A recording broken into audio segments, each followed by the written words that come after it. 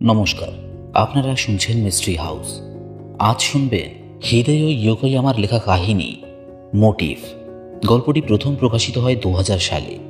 এটি একটি পুরস্কারপ্রাপ্ত গল্প। গল্পটি 2008 সালে এলিরি কুইন্স মিস্ট্রি ম্যাগাজিনে ইংরেজিতে প্রথম অনুবাদ করা হয়। অ্যালফ্রেড হিচকক ম্যাগাজিনের মতো এলিরি কুইন্স মিস্ট্রি ম্যাগাজিনও সমানভাবেই জনপ্রিয়। আগামীতে এই পত্রিকা থেকে বাছাই করা আরও বেশ কিছু গল্প শোনানো হবে আপনাদের। আজকের গল্পের মূল রহস্যটা হলো একটি চুরি যাওয়া জিনিসকে কেন্দ্র করে। তবে গল্পের নাম যেহেতু মোটিভ, তাই এখানে সেটার উপরেই বেশি জোর দেওয়া হয়েছে। গল্পের শেষে সেটা আপনাকে চমকে দেবে। শুনতে থাকুন আজকের বিশেষ গল্প হিদেয়ো ইয়োকোয়ামার লেখা কাহিনী মোটিভ। সকাল 10টার পর থেকে হাওয়া বইতে শুরু করে। হাসপাতালটা তখন প্রায় নিস্তব্ধই ছিল। সমুদ্রের ধারে অবস্থিত হাসপাতালগুলোয় সবসময় এমন মাহলেই থাকে। জানলাগুলো এতটা টাইট করে বন্ধ করা যেন বাতাস আর সময় দুটোকেই আটকে ফেলেছে সেটা। ফ্রন্ট ডেস্কে নিজের নাম স্বাক্ষর করতে গিয়ে কাইজে মাসায়ুকির মুখ দিয়ে একটা দীর্ঘশ্বাস বেরিয়ে আসে। এটা এই বছরে তার লাস্ট ভিজিট হতে চলেছে। সে নিজের তথ্যগুলো লেখে। যে prefecture, police headquarter, police affair department, planning and investigation officer, superintendent, বয়স 44। এই বছর শেষ হবার আগে তার হাতে অনেক কাজ পড়ে রয়েছে। সেগুলোর জন্যে নিজেকে প্রস্তুত রাখতে হবে তাকে। খালি লবি ধরে হেঁটে যাওয়ার সময় তার পায়ের শব্দ প্রতিধ্বনি তুলছিল। বদ্ধ ওয়ার্ডের প্রবেশদ্বারে এসে পৌঁছাতে সে নিজের ভিজিটার্স কার্ড দেখায়। একজন শক্ত শরীরের মহিলা দরজা খুলে ধরে।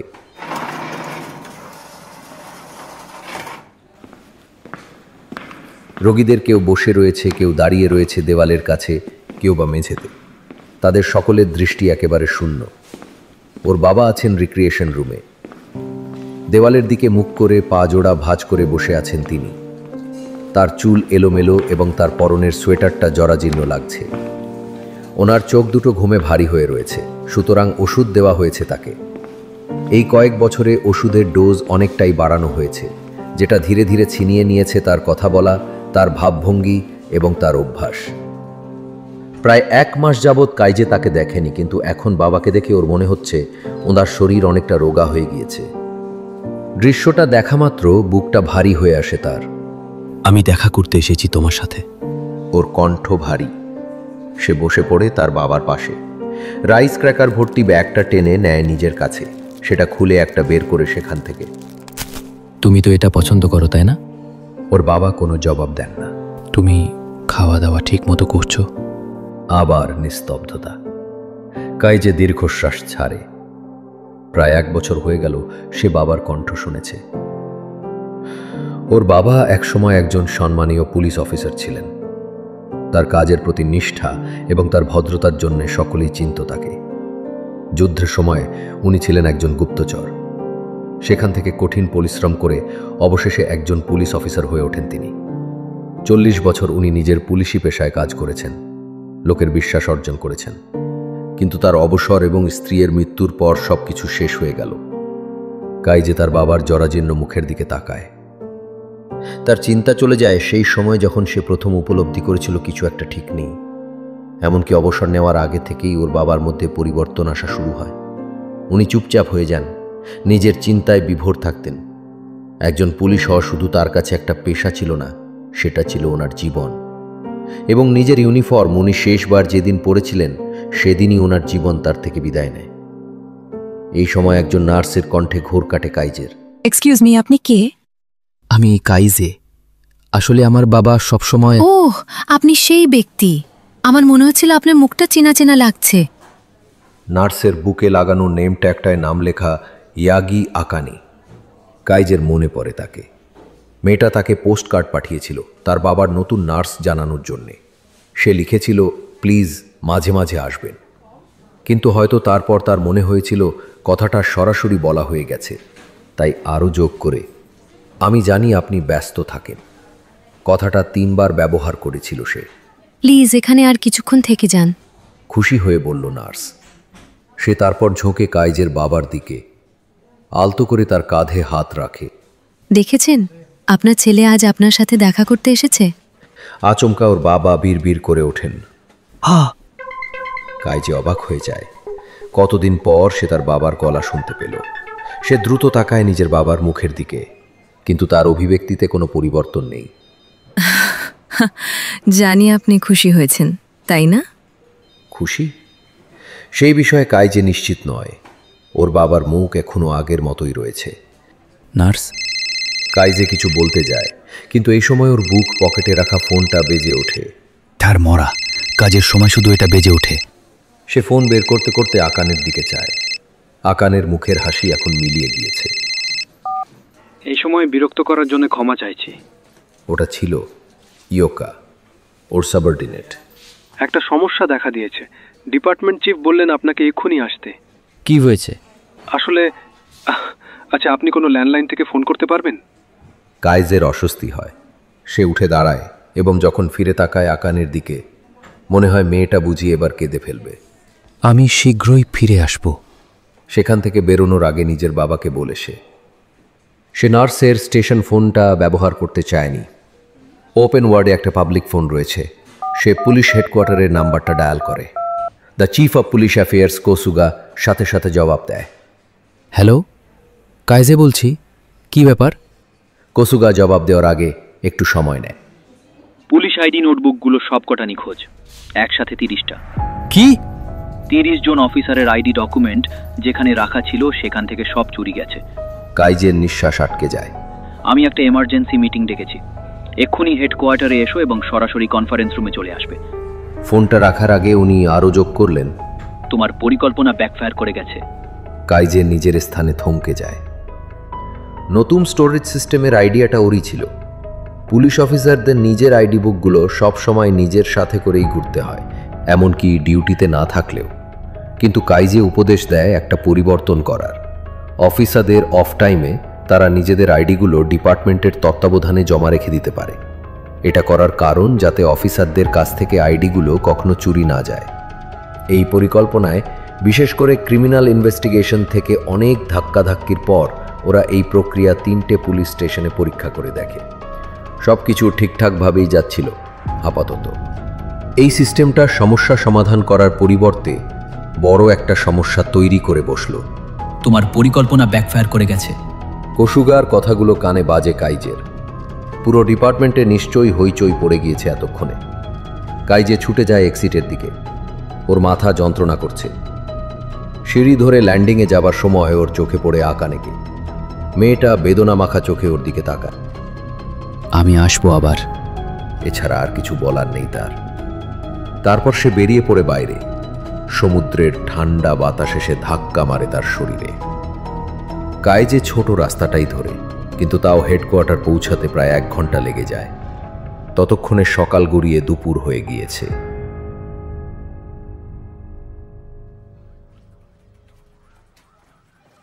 তিনতলায় উঠে পুলিশ অ্যাফেয়ার্স ডিপার্টমেন্টের ঘরের সামনে পৌঁছে বড় করে শ্বাস নেয় কাইজে এবং দরজা খুলে ফেলে। সেখানে প্রবেশ করা মাত্র প্রতিটা চোখ ঘুরে যায় তার দিকে। তারপর শীঘ্রই তারা চোখ সরিয়ে নেয়। এমনকি ওর সাবঅর্ডিনেট চিফ ইয়োকা, সেও চোখ মেলাচ্ছে না তার সাথে। ইয়োকা নিঃশব্দে ওর দিকে 3 পাতার একটা রিপোর্ট এগিয়ে দেয়। কনফারেন্স রুমে যেতে বলেছে, বিড়বিড় করে ইয়োকা। তারপর নিজের কাজে ব্যস্ত হয়ে যায়। ইয়োকা কি সহানুভূতি দেখালো, নাকি সে এই বিষয়ে জড়িয়ে পড়তে পারে বলে ভয় পাচ্ছে? না, তার হাবভাব অন্য কিছু বর্ণনা করছে। আইডি কার্ড সংরক্ষণ করে রাখার আইডিয়াটা ছিল কাইজের। ইয়োকা শুধু তার আদেশ পালন করেছে, ফলে দোষটা কাইজের উপরেই বেশি পড়বে। কাইজে বেরিয়ে পড়ে অফিস থেকে। কনফারেন্স রুম 8 তলায়। কাইজে ঠিক করলো সিঁড়ি দিয়েই যাবে। তার চিন্তা করার জন্যে আরও কিছুটা সময় দরকার। কোনো প্ল্যান ছাড়া সে সেখানে যাবে না। উপরে ওঠার সময় ইয়োকার দেওয়া রিপোর্টে সে চোখ বোলায়। ঘটনাস্থল U station, 1st floor. U স্টেশনে পুলিশ আইডি বুকগুলো স্টোর করে রাখা হয়েছিল। চুরি যাওয়া আইডিগুলো ছিল পুলিশ অ্যাফেয়ার সেকশন আর ট্রাফিক সেকশনের। কেসের সংক্ষিপ্তসার: গতকাল বিকেল 5টার দিকে একজন অফিসার মেম্বারদের 30টি আইডি বুক দেরাজের মধ্যে পুরে তালা বন্ধ করে দেয়। তারপর স্টেশনে নাইট শিফট শুরু হয় এবং সব কিছু স্বাভাবিক বলেই লাগছিল। কিন্তু সেই আগের অফিসার যখন সকাল 7:45 দিকে ফিরে এসে দেরাজ খোলে, দেখে সবকটা আইডি বুক গায়েব সেখান থেকে। কাইজের চোয়াল শক্ত হয়ে ওঠে। এটা কি সত্যিই একটা পুলিশ স্টেশনের ঘটনা? রিপোর্টটা এতটাই সাধারণ যেন মনে হচ্ছে ছোটখাটো অফিসে চুরি যাওয়ার গল্প ছাপা হয়েছে খবরের কাগজে। ডিটেলসগুলো কোথায়? সে একটা পাতা উল্টায়। ইনভেস্টিগেশন। ক্রিমিনাল ইনভেস্টিগেশন ডিপার্টমেন্ট এবং সিকিউরিটি ডিপার্টমেন্ট যথারীতি গোপনীয়ভাবে একটি তদন্ত শুরু করেছে। 3 জন অফিসারকে ইউ স্টেশনে পাঠানো হয়েছে জিজ্ঞাসাবাদের জন্যে। অবশ্যই এটা ভিতরের কারো কাজ হতে পারে, সেই সম্ভাবনাও রয়েছে। এটা কোনো ছোটোখাটো সিকিউরিটি ব্রিচ নয়। একসাথে এতটা পুলিশ আইডি এর আগে কখনো চুরি যায়নি। সমগ্র ডিপার্টমেন্টকে কাঁপিয়ে দেওয়ার মতো ঘটনা এটা। আর যেহেতু পরিকল্পনাটা ওরই ছিল, তাই সিঁড়ি দিয়ে ওঠার সময় কাইজের মনে হচ্ছিল ও যেন ট্রায়াল রুমের দিকে এগিয়ে চলেছে। ইউ স্টেশনের লেআউটের কথা কল্পনা করতে ওর মাথা ব্যথা শুরু হয় আবার। ফার্স্ট ফ্লোরটা ওপেন প্ল্যান। কেউ যখন সামনের দরজা দিয়ে সেখানে প্রবেশ করে, তার বাঁ দিকে পড়ে ট্রাফিক সেকশন এবং তার পিছনে রয়েছে পুলিশ অ্যাফেয়ার সেকশন। এই 2 সেকশনের মাঝে কোনো দেওয়াল বা দরজা কিছুই নেই, তাই লোকেরা অনায়াসে তাদের মাঝ দিয়ে চলাফেরা করতে পারে। পুলিশ অ্যাফেয়ার সেকশনের পিছনের দেওয়ালে আইডি রাখার দেরাজটা রয়েছে। কোনো বাইরের লোক কি এই কাজটা করতে পারে? সাধারণত সেটা প্রায় অসম্ভব। 5:15 পর স্টেশন পাল্টে যায় নাইট মোডে। নাইট ডিউটির অফিসার ট্রাফিক সেকশনের কোণের দিকে থাকে। স্টেশনে ঢোকার 2টো রাস্তা, সামনের দরজা এবং পিছনের দরজা। যদি কেউ প্রবেশ করে, সেটা কর্মরত অফিসারের চোখে পড়বে। দেরাজের চাবিটাও অফিসারের মুখোমুখি রাখা থাকে। চোরের সেখানে এসে ঢোকা, চাবি নিয়ে দেরাজ খোলা এবং অফিসারের চোখে না পড়ে আইডিগুলো নিয়ে পালানো কোনোভাবেই সম্ভব নয়। তবে কাইজে জানে ধারণা বানিয়ে কোনো লাভ নেই। নাইট ডিউটিতে মোট 13 জন অফিসার ছিল। 10টার মধ্যে তাদের মধ্যে অর্ধেক জন ঘুমাতে চলে যায়। নাইট ডিউটি চিফ এবং রেডিও অপারেটর নিজের ডেস্কেই ছিল তখন। তবে সেটা নিশ্চিত করে বলাও যায় না। যদি শহরে তখন কোথাও মাতালদের মারামারির খবর আসে, অফিসারদের নিজের পোস্ট ছেড়ে যেতে হতে পারে।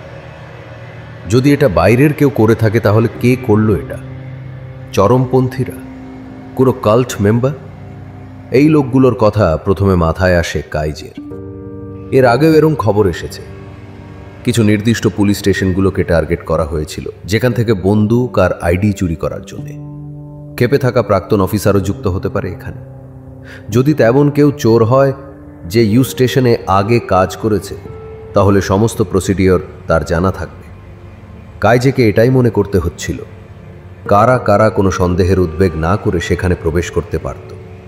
সরকারি এজেন্সির বাইরের কর্মচারীরা, সাংবাদিক, ফুড ডেলিভারি করা লোক, এমনকি শহরের কোনো মাতাল। 6 তলার ল্যান্ডিংয়ে পৌঁছে তার মাথায় আরও একটা ধারণা জন্মায়, কাজটা কি ভিতরের কেউ করে থাকতে পারে? পরিস্থিতি অনুযায়ী সেটাও অসম্ভব নয়। ইউ স্টেশনে কর্মরত যে কেউ এই কাজটা করে থাকতে পারে, বিশেষ করে গতকাল রাতে যারা ডিউটিতে ছিল। কাইজে পুনরায় তাকায় রিপোর্টটার দিকে। আগের রাতে ডিউটিতে থাকা অফিসারদের নাম লেখা আছে সেখানে। অফিসার ইনচার্জ ছিল Masukawa Takashi, assistant police inspector, burglary বিভাগের প্রধান মাসুকাওয়া। কাইজে তার রুক্ষ মুখখানা কল্পনা করতে পারছিল।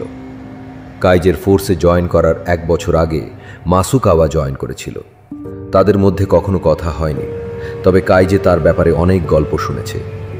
মাসুকাওয়া পরিচিত তার কঠিনত্ব এবং ছোট বয়স থেকে জুডো প্রশিক্ষণ নেওয়ার জন্যে। 5 বছর আগে সাসপেক্টদের উপর কঠোর ব্যবহার করার জন্যে কোর্টে মামলা উঠেছিল তার উপর। তবে যেটা কাইজেকে অস্বস্তিতে ফেলেছে সেটা হলো গতকাল রাতের অফিসার ইনচার্জটি হলো ক্রিমিনাল ইনভেস্টিগেশন ডিপার্টমেন্টের। সেই ডিপার্টমেন্ট কঠোরভাবে কাইজের বলা আইডি জমা রাখার প্রস্তাবের বিপক্ষে ছিল। 6 মাস আগের সেই ঝগড়ার কথা মনে পড়ে যায় ওর। আপনারা এইভাবে পুলিশ অফিসারের বিবেকটাই কেড়ে নেবেন? আপনি কি আমাদের একজন সাধারণ অফিসার বানাতে চান? একজন পুলিশ অফিসার প্রতিদিন প্রতি মুহূর্তে একজন পুলিশ অফিসার। কাইজে তবুও নিজের কথাতেই টিকে ছিল। দিন শেষে পুলিশেরও একজন মানুষ, এটা শুধু তাদের একটা পেশা। হ্যাঁ, অবশ্যই এটা সাধারণ প্রাইভেট সেক্টর জবের মতো নয়। কিন্তু শেষমেশ অফিসাররা কাজ করে, স্যালারি পায় এবং সেই থেকে জীবিকা নির্বাহ করে থাকে। এটাকে যদি জীবনের একটা অঙ্গ বা অন্য যা কিছুই বলা হোক, তাতে মূল সত্যিটা পাল্টে যায় না। এখানে একজন অফিসারের প্র্যাকটিক্যাল মাইন্ডসেট রাখায় কোনো অসুবিধার প্রশ্নই আসে না, যতক্ষণ তারা নিজেদের কাজ নিষ্ঠার সাথে করে যাচ্ছে। ফলে কাইজেকে এখন পিছিয়ে আসলে চলবে না। তার বাবা একজন পুলিশ অফিসার ছিলেন এবং সে ওর বাবার প্রতি গর্বিত। সেই কারণেই আজ সেও একজন পুলিশ অফিসার। কিন্তু ওর বাবার অসুস্থ হবার পর কাইজে এই পেশাটাকে অন্য চোখে দেখতে শুরু করেছে। আসলে দেখতে গেলে পুলিশ আইডি নিয়ে এই যুদ্ধটা ওর কাছে ব্যক্তিগত। এটা ওর নিজের বাবাকে শ্রদ্ধা জানানোর জন্যে। কাইজে এই নিয়ে কারো সাথে কোনো কথা বলেনি, শুধু সে নিজের এই প্রস্তাবটা সামনে তুলে ধরে এবং রুখে দাঁড়ায় ক্রিমিনাল ইনভেস্টিগেশন ডিপার্টমেন্টের বিরোধিতায়। এই সিস্টেমটাকে বাস্তবে রূপান্তরিত করতে সে অনেক লড়াই করেছে, কিন্তু বিষয়টাকে ও যতটা সহজ ভেবেছিল বোধহয় ততটা ছিল না। স্টোরেজের চাবিটা সবসময় নাইট ডিউটি অফিসারের সামনেই পড়েছিল। যদি সেই সময় কেউ তার স্থান ছেড়ে বাইরেও যায়, তখন তার জায়গায় অফিসার ইনচার্জ থাকবেই। সে লক্ষ্য রাখবে চাবিতে। মাসুকাওয়া তাকাশি মানুষটা আসলে কেমন? কাইজে ততক্ষণে পৌঁছে গিয়েছে 9 তলায়। কনফারেন্স রুমের দরজা বন্ধ ছিল। ও বড় করে একটা শ্বাস নেয়। এটা শুধু ভয় নয়, ওর মনে হচ্ছিল ও যেন রণক্ষেত্রে পা রাখতে চলেছে। কনফারেন্স রুমে উঁচু পদের অফিসিয়ালসরা টেবিল ঘুরে বসে রয়েছেন। কাইজে দেওয়ালের সামনে সোজা হয়ে দাঁড়ায়। কেউ তার উপর চিৎকার করল না কিংবা কোনো টোন মারল না। পরিবর্তে তারা ওকে অগ্রাহ্য করল। তাদের শীতল চাহনি বলে দিচ্ছে এই কাণ্ডের জন্য তারা ওকেই দায়ী করেছে। কেউ তার উপস্থিতির দিকে মন দিল না, শুধুমাত্র একজন ছাড়া, ওর নিজের superior, police affairs department head কামুইকে। তার মুখে বিরক্তি লেগে। উনি কি বাকিদের এটা দেখাতে চাইছেন যে উনিও এই পরিকল্পনায় উৎসাহ দেননি? কোসুগাকেও বিরক্ত দেখাচ্ছে। তার চাহনি যেন কাইজেকে বলছে, সবসময় ঝামেলার সৃষ্টি করো তুমি। ক্রিমিনাল ইনভেস্টিগেশন চিফ ইয়ামানুচি কপালের ঘাম মুছে বিড়বিড় করে বললেন, গাধা কোথাকার। কাইজের দাঁড়িয়ে থাকাকালীন তাদের মিটিং এগিয়ে চলল। তদন্তের প্ল্যান যথারীতি ঠিক হয়ে গিয়েছে, তবে সমস্যা হলো মিডিয়াকে কিভাবে সামাল দেওয়া যায়। প্রেসের কাছে কি বিষয়টা জানানো উচিত নাকি আপাতত চুপ থাকাই দরকার? বেশিরভাগ অফিসারদের মতে কিছু লুকিয়ে রেখে লাভ নেই। মোট 30টা পুলিশ আইডি চুরি গেছে, সেটা কম কথা নয়। যদি এটা লুকিয়ে রাখা হয় তবে সেগুলোর দুর্ব্যবহার হতে পারে, যার ফলাফল হতে পারে ভয়ানক। যদি কিছু নাও হয়, তবুও সত্যিটাকে লুকিয়ে রাখা তাদের পেশার বিরুদ্ধে। কিন্তু বিষয়টাকে পাবলিক করা অতটাও সহজ কাজ নয়। 30টা মিসিং আইডি, মারাত্মক স্ক্যান্ডাল হয়ে যাবে এটা। এমন কিছু যেটার ফলে পুলিশ জনসাধারণের বিশ্বাস হারাবে। বিষয়টা খবরে কাগজে ছাপা হলে এর চেয়ে লজ্জার ব্যাপার আর কিছু থাকবে না। দীর্ঘশ্বাসে ভরে যাচ্ছিল ঘরটা। একেবারে শেষ মুহূর্ত অবধি অপেক্ষা করলে কেমন হয়? এতে করে খবরটা খুব বড় করে ছাপাও হবে না। না না, এ কাহিনী অনেক বড়। যদি ছলচাতুরি করি সাংবাদিকরা খেপে যাবে এবং হপ্তার পর হপ্তা লেখালেখি চলবে আমাদের নিয়ে। এই মুহূর্তে আমাদের সততা বজায় রাখাই সবচেয়ে ভালো হবে। স্টোরেজ সিস্টেমটা আমরা শুধু টেস্টিংয়ের জন্য করছিলাম। আমরা বলতে পারি আমাদের পরীক্ষা বিফলে গিয়েছে এবং তার জন্য আমরা ক্ষমা প্রার্থী। কাইজের অসুস্থ বোধ হয়। খবরটা এখন সমস্ত জায়গায় দেখানো হবে। টিভি চ্যানেলগুলো বারবার দেখাবে এটাকে। পুলিশ ফোর্সে ওর ক্যারিয়ারের যথারীতি সমাপ্তি ঘটে গিয়েছে। আর খবরটা জানাজানি হবার পর লোকেরা সিস্টেম নিয়ে হাসি ঠাট্টা করবে, গালাগাল দেবে, টোন টিটকিরি মারবে, অসম্মান করবে। ওর প্রচণ্ড রাগ হচ্ছিল। প্রতিটা অফিসারের কাছে তার আইডির গুরুত্ব যথেষ্ট। এমনকি যখন তারা বন্ধুদের সাথে মদ খেতে যায় বা পরিবারের সাথে সময় কাটায়, তখন নিজের অজান্তে তাদের হাত চলে যায় পকেটের দিকে, সেখানে আইডিটা আছে কিনা দেখার জন্যে। আইডি হারানোটাকে গুরুতর ভুল হিসেবে গণ্য করা হয়। এটা অফিসারের প্রমোশনে এফেক্ট করতে পারে। এখন এই ঘটনার ফলে তার আইডিয়াটা একেবারে বিফলে গিয়েছে। কিন্তু আসলে কি তাই? যদি কাজটা ভিতরের কেউ করে থাকে, কোনো সিস্টেমই সেটা আটকাতে পারবে না। সিস্টেমটা খারাপ ছিল না, খারাপ হলো সেই মানুষটা যে পুলিশ ফোর্সের সাথে বিশ্বাসঘাতকতা করে এই কাজ করেছে। এই মুহূর্তে কাইজের মাথায় একটাই নাম উঠে আসে, মাসুকাওয়া। বিষয়টাকে এইভাবে ছাড়তে পারি না আমি। কাইজের দাঁত এবং হাতের মুঠো শক্ত হয়ে ওঠে। বাকিদের চোখেও সেটা পড়েছে। মাথাগুলো ঘুরে তাকিয়েছে তার দিকে, তাদের চোখে সন্দেহ। হেডকোয়ার্টার চিফ প্রশ্ন করলেন, কি হয়েছে? কাইজে ঢোক গেলে তার গলা শুকিয়ে গিয়েছে। এটা কি ভিতরের কেউ করেছিল? প্রতিশোধ নেওয়ার জন্য করেছে কেউ? ওদের কি প্রেস কনফারেন্সটা আটকে দেওয়া উচিত? ওরা কিভাবে আইডিগুলো ফিরে পাবে? একের পর এক প্রশ্ন দানা বাঁধছিল ওর মনে। কি হলো? যদি কিছু বলার থাকে তাহলে বলে ফেলো। হ্যাঁ স্যার। কাইজে এগিয়ে যায়। সে দ্রুত নিজের মাথায় পরিকল্পনাটা সাজাতে শুরু করে।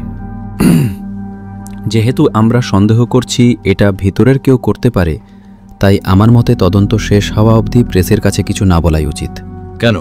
আমার মনে হয় না ভিতরের কেউ ক্রাইম করার জন্য আইডিগুলো চুরি করতে পারে। যদি ভিতরের কেউ করে থাকে তাহলে সেটা প্র্যাঙ্ক বা অসম্মান করার জন্যে। ফলে সেগুলো ফিরে পাবার একটা আশা রয়েছে এখানে। ফিরে পাওয়া? সেটা কেন মনে হয় তোমার? কাইজের অনুভব হয় সে নিজেকে বাঁচানোর খাতিরে এইসব কাহিনীর সৃষ্টি করছে মনে। তবে নার্ভাস থাকার পরেও সে কথা বলে চলে। যদি এমন কেউ সেগুলো চুরি করে থাকে যার উদ্দেশ্য ছিল হইচই সৃষ্টি করা, তাহলে হয়তো পড়ে গিয়ে সে ভয় পেয়ে গিয়ে বা অনুশোচনায় সেগুলো ফিরিয়ে দিতে পারে। হেডকোয়ার্টার চিফ কিছু চিন্তা করলেন। বাকিরাও এই সম্ভাবনাটাকে যেন ভেবে দেখছে। কিন্তু ইয়ামানুচি অর্থাৎ ক্রিমিনাল ইনভেস্টিগেশনের হেড, তার প্রতিক্রিয়া অন্যরকম। আচ্ছা, তাই বুঝি? আর এরকম করার পিছনে কারণ কি থাকতে পারে? কাইজে দ্বিধা করে, কিন্তু তাকে কিছু বলতেই হবে। হয়তো কেউ এজেন্সিতে সমস্যা সৃষ্টি করতে চেয়েছিল, কিংবা কারো প্রতি রাগ ছিল তার। কার ব্যাপারে বলতে চাও তুমি? কে কার উপর রাগ পুষে রাখবে? কাইজে কোনো উত্তর দিল না। সেটা ভয়ের কারণে নয়, তবে ইয়ামানুচির এই প্রতিক্রিয়া তার মধ্যে সন্দেহ জাগাচ্ছে। এই কাজটা কি ক্রিমিনাল ইনভেস্টিগেশন ডিপার্টমেন্টের কেউ করেছে? হয়তো ইয়ামানুচিও সেটা ধরতে পেরেই চিন্তিত হয়ে উঠেছেন। এই দুই ডিপার্টমেন্টের মধ্যেকার চাপা উত্তেজনাটা নতুন কিছু নয়। গত বছর বসন্তে কর্মী পরিবর্তনও হয়েছিল। গতবারের পুলিশ অ্যাফেয়ার্স ডিপার্টমেন্টের হেড ইয়ামানুচির রাইট হ্যান্ড ম্যানকে ডিমোট করে দেন। কারণ হিসেবে বলা হয় লোকটার শরীর খারাপ ছিল, তাই তার কিছুদিনের ছুটি চাই। কিন্তু আসল কারণ ছিল অন্য কিছু। পুলিশ অ্যাফেয়ার্স চিফ ক্রিমিনাল ডিপার্টমেন্টের উপর তার সর্বশেষ আঘাত করতে চেয়েছিলেন। যে প্রিফেকচারে ক্রিমিনাল ইনভেস্টিগেশন ডিপার্টমেন্টের ক্ষমতা ছিল বেশি, তাই তারা উঁচু পদের অফিসারদের বড়সড় অসম্মান করে সরিয়ে দিত পদ থেকে। অনেকেই সেই নিয়ে ক্ষেপেছিল, ফলে তাদের কেউ এটা পুলিশ ডিপার্টমেন্টের উপর বদলা নেওয়ার খাতিরে করে থাকতে পারে। আর এই টাইমিংটাও ভারী সন্দেহ জাগানোর মতো। এই চুরিটা ঘটেছে যখন নতুন প্রক্রিয়াটাকে টেস্ট করা হচ্ছিল। হয়তো এটা কোনো দল মিলে করেনি, হয়তো নির্দিষ্ট কোনো ব্যক্তি এটা করেছে একা। এত বড় একটা সংস্থায় বিভিন্ন ধরনের মানুষ রয়েছে। কারো হয়তো পুলিশ অ্যাফেয়ার্স ডিপার্টমেন্টের উপর ক্ষোভ ছিল, অথবা এমন কেউ যে ভেবেছিল এই সিস্টেমটাই একেবারে ফালতু। হয়তো সে রাগের বসেই এটা করেছিল। কি হলো? চুপ করে গেলে কেন? কিছু বলো। নাকি দোষের থেকে বাঁচার জন্য তুমি ভুলভাল অভিযোগ বানাচ্ছ? না, তেমন কিছুই নয়। তাহলে বলো, তুমি কিভাবে এত নিশ্চিত হচ্ছ যে এটা ভিতরের কারো কাজ? কে কার উপর রাগ পুষে রেখেছে? সোজাসুজি সেটা বলে ফেলো। সেটা আমি জানি না। আমি শুধু বলছি যে যদি এটা ভিতরের কেউ করে থাকে তাহলে আইডিগুলো ফিরে পাওয়ার চান্স আছে। ব্যাস, এটাই। এসব ফালতু ধারণার কোনো মানে নেই। সে উঠে দাঁড়ায়, কিন্তু হেডকোয়ার্টার চিফ তাকে শান্ত হওয়ার ইঙ্গিত করেন। বিষয়টা কনসিডার করার মতো। যদি আইডিগুলো ফিরে পাওয়া যায় তাহলে সব ঠিক হয়ে যাবে। উনি নিজের হাত ভাঁজ করে গভীর চিন্তায় ডুবে যান। তার কপাল ঘামে চকচক করছে। কাইজে জানে উনি কি চিন্তা করছেন। এই অ্যানাউন্সমেন্টটাকে স্থগিত রাখাটা কি বুদ্ধিমানের কাজ হবে নাকি বিপজ্জনক হবে? ঘরটা তখন নিস্তব্ধতায় ভরে গিয়েছে। অবশেষে উনি মাথা ফেরালেন। কতদিন সময় লাগবে তদন্তে? ইন্টারনাল ইনভেস্টিগেশনের হেড কথা বললেন, অন্ততপক্ষে 2 দিন। কাইজে বুঝতে পারছিল ইয়ামানুচি তীক্ষ্ণ চোখে তাকিয়ে আছে তার দিকে। ঠিক আছে, পরশুদিন অবধি কথাটা প্রেসের থেকে চেপে রাখবো আমরা।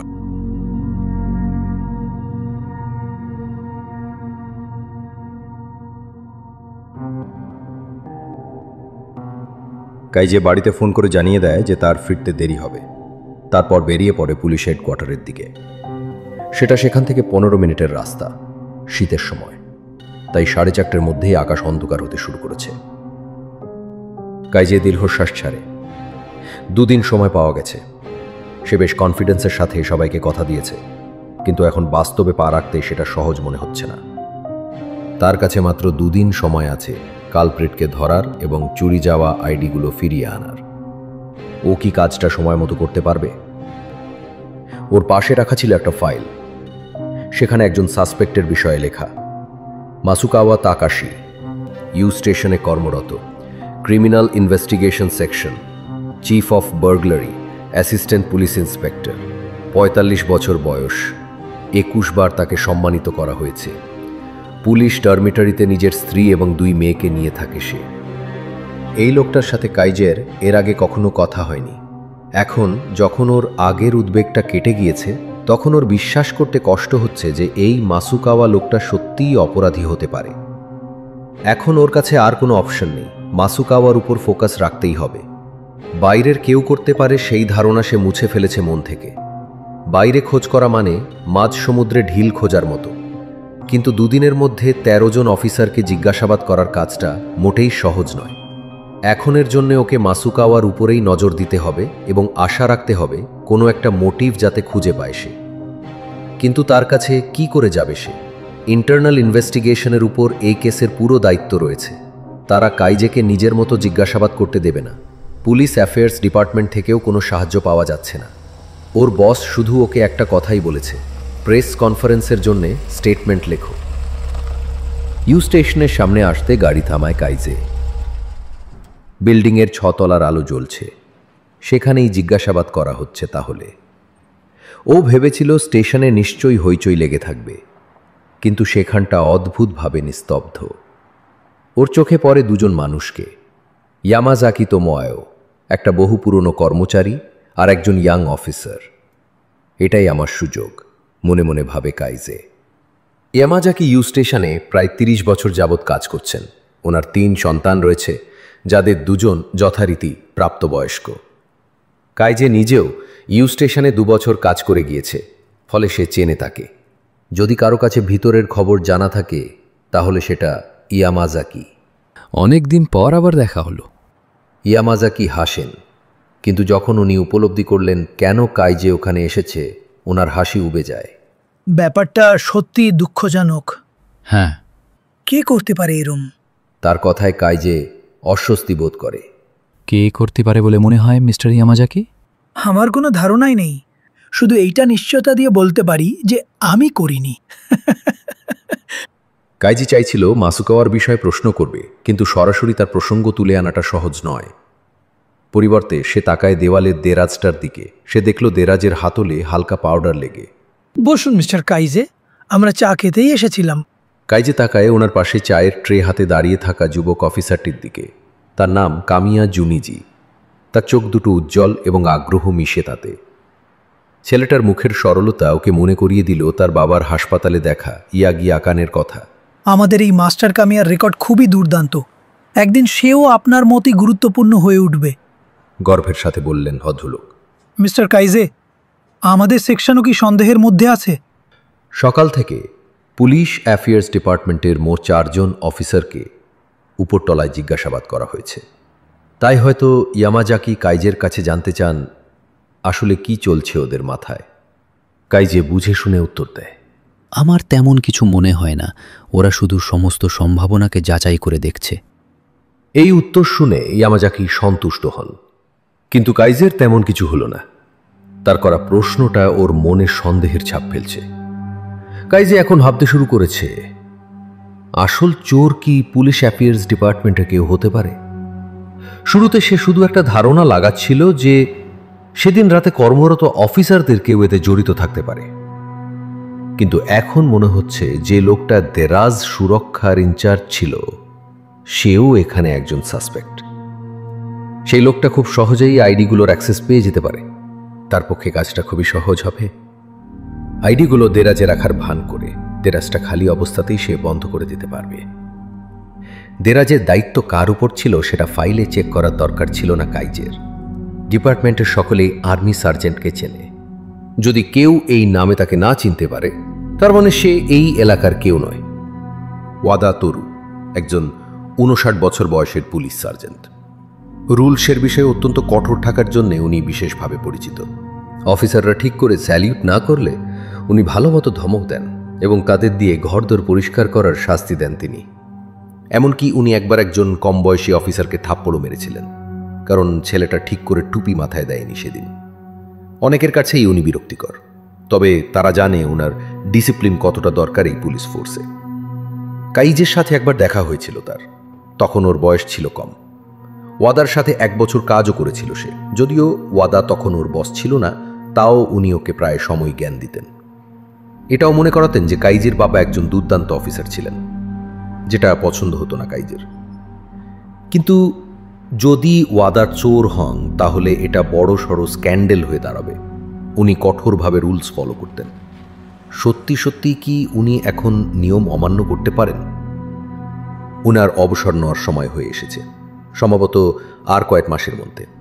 পুলিশ ফোর্স ছাড়াই ওনাকে ছোটোখাটো পুরস্কারও দেওয়া হতে পারে তাকে শ্রদ্ধা জানানোর উদ্দেশ্যে। কিন্তু বাস্তবে চাকরিতে আর তার কয়েক মাসই বাকি। মিস্টার ইয়ামাজাকি, সার্জেন্ট ওয়াদা আজকাল কেমন আচরণ করছেন? ইয়ামাজাকিকে অবাক দেখায়। মানে উনি যেমন ছিলেন তেমনি আছেন? ওনার চোখ বড় হয়ে ওঠে। আপনি নিশ্চয়ই ওনাকে সন্দেহ করছেন না, তাই না? না না, উত্তর দেয় কাইজে, কিন্তু এখন আর সে নিশ্চিত নয়। সে নিজের জীবনে অনেক অফিসারকেই তাদের অবসরের সময় পরিবর্তিত হতে দেখেছে। কেউ চুপ মেরে যায়, কেউ খুব বেশি কথা বলে, কেউ কেউ অজান্তে ভুল করতে শুরু করে, কেউ আবার জানলার সামনে বসে নিজের চিন্তায় বিভোর থাকে। 40 বছর এই মানুষগুলোকে পুলিশ অফিসার হিসেবে সম্মান করা হয়, কিন্তু যখন তারা সেই ইউনিফর্মটা খুলে ফেলে তখন তারা কি হয়ে দাঁড়ায়? কেউ হয়তো নতুন কাজ খুঁজে নেয়, কেউ নতুন কোনো শখ পেয়ে যায়, কিন্তু অবসর নেওয়ার আগের সময়টা সবসময় কঠিন হয় তাদের কাছে। কাইজে সেই সময়টাকে বলে সিজন অফ দ্য ডেভিল। ওয়াদার ক্ষেত্রেও কি তেমনই কিছু ঘটতে পারে? এতদিনের সেই স্ট্রিক্ট অফিসার আজ কি তবে ভেঙে পড়েছেন? কাইজে এসবে বিশ্বাস করতে চায় না, কিন্তু এখন তার কাছে নতুন একটি সাসপেক্ট এসে গিয়েছে। ওয়াদা যেমন মানুষ সেই কারণে নয়, কারণ হলো অবসর। সেটা মানুষকে ভীষণভাবে পাল্টে দেয়। অফিসার কামিয়া? তাকে আর ঘুরে তাকাতে হতো না।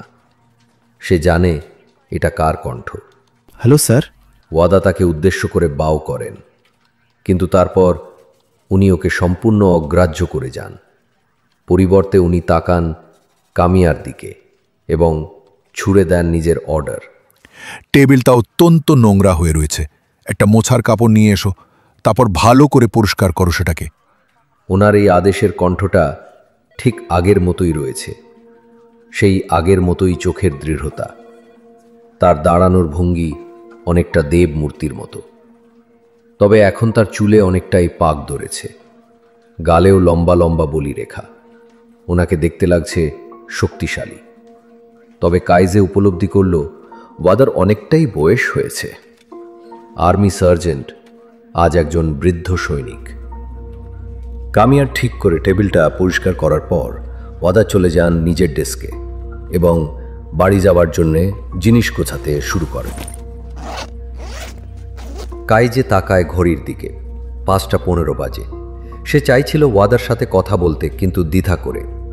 ওয়াদার মুখ ভাবলেশীন, কিন্তু তাকে বিরক্ত লাগছে। হয়তো জিজ্ঞাসাবাদের ফলেই হয়েছে এটা। ওয়াদা ততক্ষণে নিজের কালো ব্যাগটা কাঁধে তুলে নিয়েছেন। কাইজে তখন জোর করে এগিয়ে যায় সামনে। মিস্টার ওয়াদা, বলছিলাম এই তদন্তের... তার কথা শেষ হবার আগেই ওয়াদার ভারী কণ্ঠ বাধা দেয়। গতকাল ঠিক 5:20 নাগাদ আমি 30টা আইডি দেরাজে রাখি এবং লক করে দিই। আজ সকাল 7:45 নাগাদ সেটা আবার খুলি এবং দেখি সবকটা আইডি সেখান থেকে মিসিং। সাথে সাথে আমি ডিপার্টমেন্টে ফোন লাগাই। এটাই হলো ঘটনা। ওয়াদার এই হঠাৎ করা বক্তব্যে কাইজে থতমত খেয়ে যায়। এখন সে বুঝতে পারছে কেন তদন্তকারীরা ওয়াদাকে এত আগে ছেড়ে দিয়েছে। এই লোকটাকে প্রশ্ন করার সাহস কারো কাছে নেই। উনি নিজের 40 বছর কাটিয়েছেন নিয়ম অনুসরণ করে। সর্বোচ্চ ডিসিপ্লিন যদি কারো মধ্যে থেকে থাকে তাহলে সেটা উনি। আমি এবার প্রস্থান করতে চাই। তীক্ষ্ণ কণ্ঠে কথাটা বলে উনি আবার বাউ করলেন এবং বেরিয়ে গেলেন সেখান থেকে। কাইজের সন্দেহ হয়েছিল ওয়াদাও অবসর নেওয়ার সময় হয়তো ভেঙে পড়েছেন, কিন্তু না, ওয়াদা সেই আগের ওয়াদা। লোকটার কাঁধে ঝোলানো কালো ব্যাগটার দিকে তাকাতে ওর কেন জানি মনে হয় ওখানে তো অতি সহজে 30টা আইডি পুড়ে নেওয়া যায়।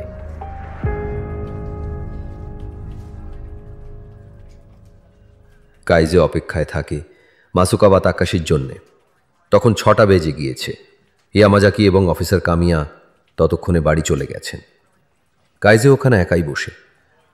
প্রথমে ভেবেছিল একে ওকে জিজ্ঞাসা করবে, কিন্তু ডিউটিতে থাকা কাউকেই সে চিনতে পারল না।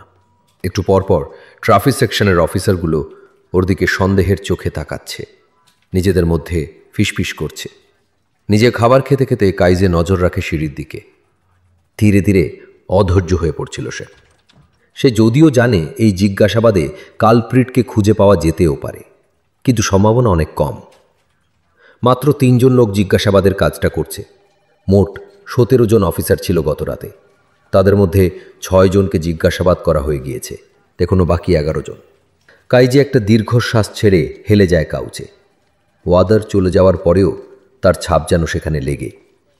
মেঝেটা ঝকঝকে ভাবে পরিষ্কার করা, ডেস্কগুলো নিখুঁতভাবে সাজানো। কাইজের চিন্তা চলে যায় সেই সময় যখন কামিয়া ওয়াদার কথা মতো টেবিল পরিষ্কার করছিল। তখন অস্বস্তিকর এক চিন্তা এসে আঘাত করে তার মাথায়। ওয়াদাকে অপছন্দ করার মতো মানুষ নিশ্চয়ই এখানে রয়েছে। শুধুমাত্র তারা নয় যারা ওনার উপর বিরক্ত। এমনও কেউ থাকতে পারে যে ওনাকে ঘৃণা করত। কেউ কি ওনার উপর প্রতিশোধ নেওয়ার জন্যে এই কাজটা করে থাকতে পারে? কিন্তু এ নিয়ে বেশি চিন্তা করতে পারল না সে। সিঁড়িতে পায়ের শব্দ শোনা যাচ্ছে। 1 জন, 2 জন, 3 জন। মাসুকাওয়া। কাইজে তার ছবি দেখেছে ফাইলে। চোয়ালের হাড়গুলো শক্ত, শিকারীর মতো চোখ, কিন্তু সামনাসামনি তার চেহারা প্রায় ভয় দেখানোর মতো। কাইজে দ্রুত এগিয়ে যায় ওদের দিকে। Section chief. মাসুকাওয়া ঘাড় ঘোরায়। আমি কাইজে, হেডকোয়ার্টার থেকে, পুলিশ অ্যাফেয়ার্স সেকশন। ওহ, বুঝেছি। মাসুকাওয়া মাথা নাড়ে, ভান করে কিছু না বোঝার। আপনাকে বিরক্ত করার জন্য দুঃখিত। আমি জানি আপনি ক্লান্ত, কিন্তু কিছু প্রশ্ন করতে চাই আপনাকে। কাইজে চেষ্টা করে কণ্ঠে মর্যাদা বজায় রাখার। মাসুকাওয়া আসলে তার থেকে নিচু র্যাঙ্কের। আমি যথারীতি ইনভেস্টিগেটরদের সব বলেছি। আমি বুঝতে পারছি, কিন্তু ও হ্যাঁ, সুপারিনটেন্ডেন্ট, এই পরিকল্পনাটা আপনারই ছিল, তাই না? কালেকটিভ স্টোরেজ সিস্টেম নামটা তাই তো নাকি? তার কথাগুলো ছিল তীক্ষ্ণ, টোন মারার মতো। কাজে হাত মুঠো করে চেষ্টা করে নিজেকে শান্ত রাখার। আমি আপনার বেশি সময় নষ্ট করব না, শুধু একটা প্রশ্ন। মাসুকাওয়া নাটকীয়ভাবে দীর্ঘশ্বাস ছাড়ে। দুঃখের ব্যাপার, ইনভেস্টিগেটররা আমাদের কোনো কিছু কাউকে না বলতে বলেছে। আপনাদের জিজ্ঞাসাবাদ তো শেষ হয়ে গিয়েছে। কালকে আবার হবে, তাই যদি কিছু না মনে করেন। মাসুকাওয়া পিছনের দরজাটা খুলে বাইরে ঠান্ডায় পা রাখে। সে এগিয়ে চলেছে পার্কিং লটের দিকে। কাইজে রাগের মাথায় মেঝেতে লাথি বসিয়ে দেয়। মাসুকাওয়া তাকায় তার দিকে। তারপর সে নিজের গাড়িতে উঠে পড়ে।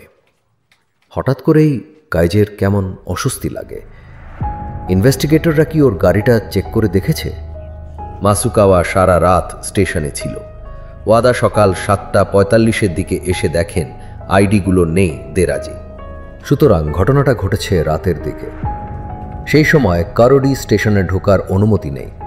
যদি মাসুকাওয়া চোর হয়ে থাকে তাহলে সে নিশ্চয়ই আইডিগুলো বিল্ডিংয়ের বাইরেই কোথাও রাখবে। কিছু বুঝে ওঠার আগেই কাইজের শরীর আপনা থেকেই এগিয়ে চলে। কাইজে সরাসরি এসে দাঁড়ায় মাসুকাওয়ার গাড়ির সামনে। মাসুকাওয়া সাথে সাথে ব্রেক কষে। আরে কি করছেনটা কি? মরার ইচ্ছা নাকি? হাঁকিয়ে ওঠে মাসুকাওয়া। ক্ষমা করবেন, তবে আপনার ট্রাঙ্কটা একবার চেক করতে চাই। মাসুকাওয়ার মুখে পরিবর্তন আসে। তার রাগ উধাও হয়ে গেছে। কেন? নিশ্চিত করার জন্যে। আর যদি না করতে চাই? খুলুন তাড়াতাড়ি, কাইজে আদেশ করে। তার মন বলছে কিছু একটা ঠিক নেই। মাসুকাওয়া হালকা করে মাথা নাড়ায় এবং একটা সুইচ টেপে ট্রাঙ্কটা ধীরে ধীরে খুলতে শুরু করে। কাইজে দ্রুত চলে যায় পিছনে এবং উকি দেয়। কিছু যন্ত্রপাতি, চেইন, র্যাগ আর একটা ব্রাশ। সন্দেহজনক কিছুই নেই। সকালের দিকে যথারীতি ইনভেস্টিগেটররা ওটা চেক করে দেখেছে। কাইজের শরীর শক্ত হয়ে ওঠে। মনে হচ্ছে কেউ যেন ওকে ঘুষি মেরেছে। সে মাথা তোলে। মাসুকাওয়া ওর দিকেই তাকিয়ে, বাঁকা হাসি লেগে তার ঠোঁটের কোণে। তারা আমার সমস্ত জিনিসপত্র ঘেঁটে দেখেছে, একটা সাসপেক্টের মতো ট্রিট করছে আমায়। কাইজি কিছু বলল না। যাই হোক, আপনার দেখা হয়েছে? আপনাকে দাঁড় করানোর জন্য ক্ষমা করবেন। আচমকা গাড়ির ইঞ্জিন শব্দ করে ওঠে। কোইচি আর ইউমিকোকে দেখে আসার পর কাইজে ঢুকে আসে লিভিং রুমে। এসে তাকে আইকো চা ঢালছে কাপে। ওরা ঘুমাচ্ছে নাকি? হ্যাঁ, তাড়াতাড়ি ঘুমিয়ে গেছে। আইকো তার দিকে একটা কাপ এগিয়ে দেয়, তারপর আবার নিজের গল্পটা বলতে শুরু করে। তোমার কি মনে হয় ছেলেটা মেঝেতে রং ছিটিয়ে দেওয়ার পর কি করলো? কি করলো জানতে চায় কাইজে। জলের বালতিটা উল্টে দেয় সে, চেষ্টা করে রঙগুলো ধুয়ে ফেলার। মেঝেটা পুরো ভিজে যায়, আর সেই সাথে কোচানের মোজাগুলো। একটু বেশি করে ফেলেছিল হয়তো। এখন ও মাত্র ক্লাস 4-এ পড়ে, কিন্তু আজকালকার দিনের বাচ্চারা যা সব করে ফেলে সেটা একটু হলেও ভয় জাগানোর মতো, তাই না? কাইজে যখনই দেরি করে বাড়ি ফেরে তখন আইকো তাদের বাচ্চাদের স্কুলের কাহিনী বলা শুরু করে দেয়। এটা প্রতিদিনের ব্যাপার, তবে আজ ও এসব শোনার জন্যে অনেকটা ক্লান্ত। ও, আমি তো ভুলেই গিয়েছিলাম, হঠাৎ বলল আইকো। মিস্টার ফুয়াতারি এক বাক্স আপেল পাঠিয়েছেন। কাইজে তাকায় ঘড়ির দিকে। 10টা বেজে গিয়েছে। কাল তাহলে ফোন করে ধন্যবাদ জানিয়ে দেব। হ্যাঁ, প্লিজ করে দিও, উনি প্রতি বছর পাঠান। বলতে বলতে তার চোখ ঘুরে যায় রান্নাঘরের দিকে। আবার ভুলে গেছি। শব্দটা তার কানে এসেছে, যেটা শুধুমাত্র আইকোই নোটিস করার ক্ষমতা রাখে। কোনো অসুবিধা নেই, নম্র সুরে বলল কাইজে। আইকো ঘুরে তাকায়।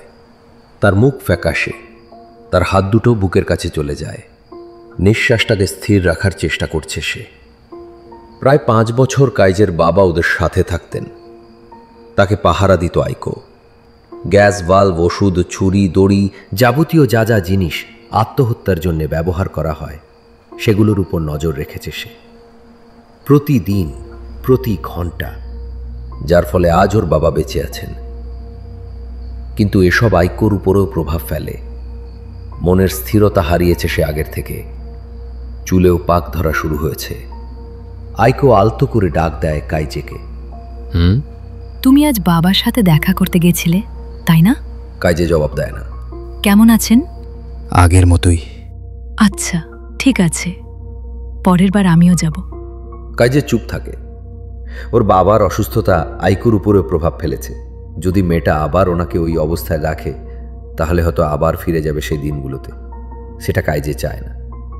কাইজে কোনো আফসোস হয় যে সে আইকোকে না জানিয়ে ওর বাবাকে হাসপাতালে ভর্তি করেছিল, এবং সেটায় দুজনের সম্পর্কে আঘাত লাগে। এখন আর তাদের মধ্যে আগের মতো ঘনিষ্ঠতা নেই।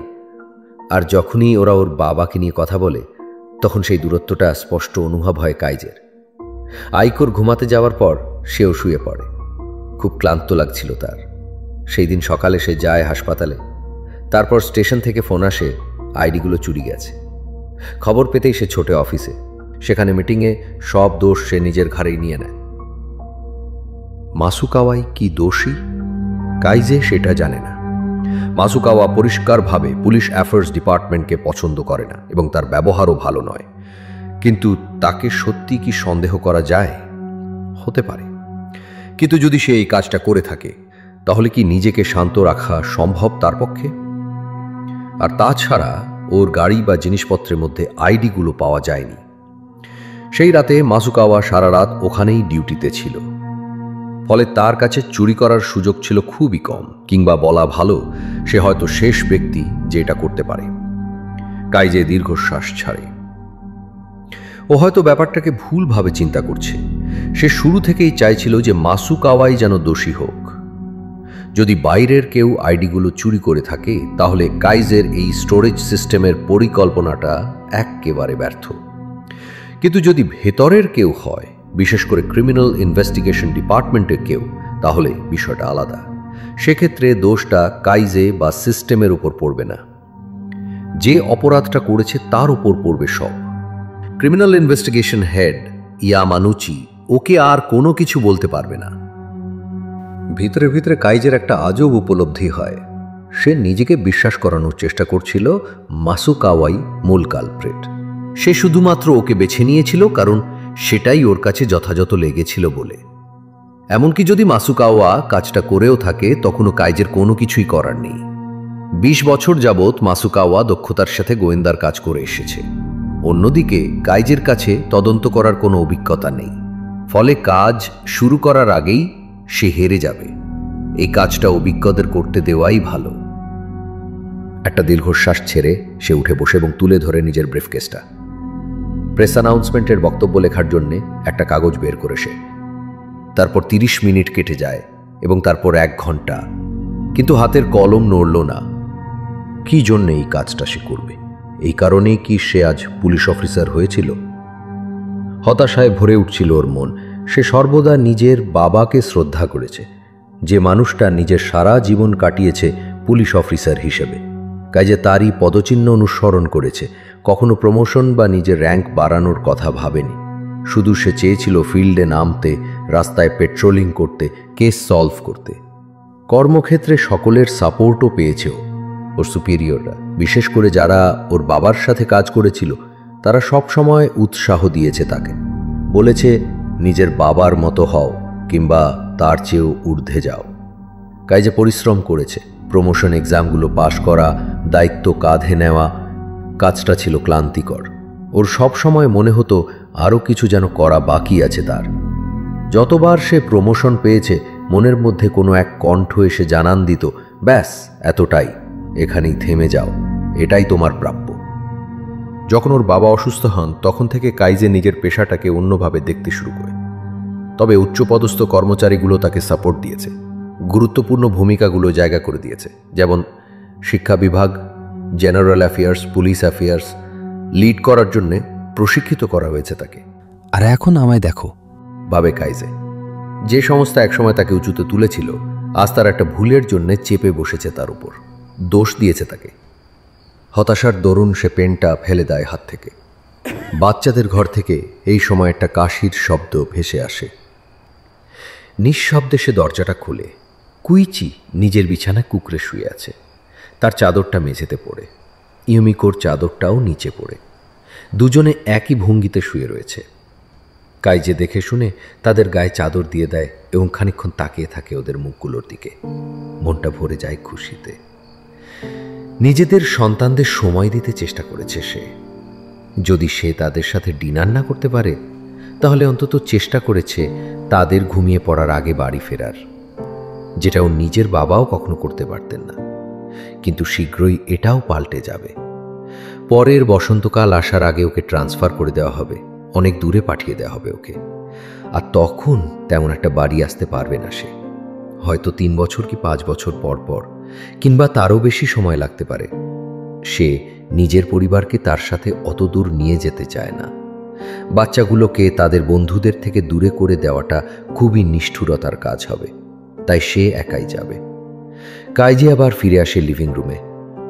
সে সাদা কাগজটা সরিয়ে রাখে এবং ব্রিফকেস থেকে একটা রিপোর্ট বের করে আনে। এটা হলো ইউ স্টেশনের নাইট ডিউটি লগ রিপোর্ট। গত রাতে আসলে কি ঘটেছিল ওই স্টেশনে। কাইজে জানে না এটা কতটা কাজে দেবে, কিন্তু চেষ্টা করে দেখাই যায়। সে পড়তে শুরু করে। গাড়ি দুর্ঘটনা, 3 জন অফিসারকে পাঠানো হয়, তারা ফিরে আসে 8:40-এ। সন্ধ্যে 7:10-এ কোথাও মারামারি হওয়ার খবর আসে। 2 জন অফিসার পাঠানো হয়, দেখা যায় ভুল খবর ছিল, তারা ফিরে আসে 7:58 নাগাদ। রাত 8:20, গাড়ি দুর্ঘটনা, 2 জন অফিসার পাঠানো হয়, তারা ফিরে আসে 10:05-এ। কাইজে অফিসারদের নাম এবং তাদের গতিবিধির দিকে নজর দেয়। সেটা ছিল বিভ্রান্তিকর। এত কিছু মাথায় রাখা যায় না। সে একটা কাঁচি হাতে তুলে কাগজের 13টা ছোট টুকরো করে এবং সেখানে প্রতিটা অফিসারের নাম লেখে। টেবিলটাকে ব্যবহার করে স্টেশনটাকে কল্পনা করার জন্যে। একটা দিক যে অফিসাররা ভিতরে ছিল তাদের জন্যে, আর একটা দিক যারা বাইরে ছিল বা স্লিপিং কোয়ার্টারে ছিল তাদের জন্যে। এইভাবে চিন্তা করতে করতে 2 ঘন্টা কেটে যায়। তারপর আচমকা সে থামে। মাঝরাতের দিকে 23 মিনিটের জন্য ইউ স্টেশনে শুধু 2 জন অফিসার একা ছিল, মাসুকাওয়া এবং তোৎসুকা। তোৎসুকা ক্রিমিনাল ইনভেস্টিগেশন সেকশনের একজন ইয়াং অফিসার, যে চুরি ডাকাতির কেসগুলো দেখে থাকে। মাত্র 25 বছর বয়স। সে সরাসরি মাসুকাওয়ার আন্ডারেই কাজ করে। একজন সহযোগী। তোৎসুকা যদি মাসুকাওয়ার সাহায্য করে থাকে, তাহলে বোঝা যাচ্ছে কেন আইডিগুলো মাসুকাওয়ার কাছে পাওয়া যায়নি। মাসুকাওয়া খুব সহজে তোৎসুকাকে দিয়ে সেগুলো সরিয়ে ফেলতে পারত স্টেশন থেকে। কাইজের হৃৎস্পন্দন উত্তেজনায় বেড়ে ওঠে। তখন বাজে রাত 3টে। সে উঠে দাঁড়ায়। খুব নিঃশব্দে সে ঢোকে শোবার ঘরে। প্রতিবারের মতো এইবারেও আইকো চোখ খুলে তাকায়।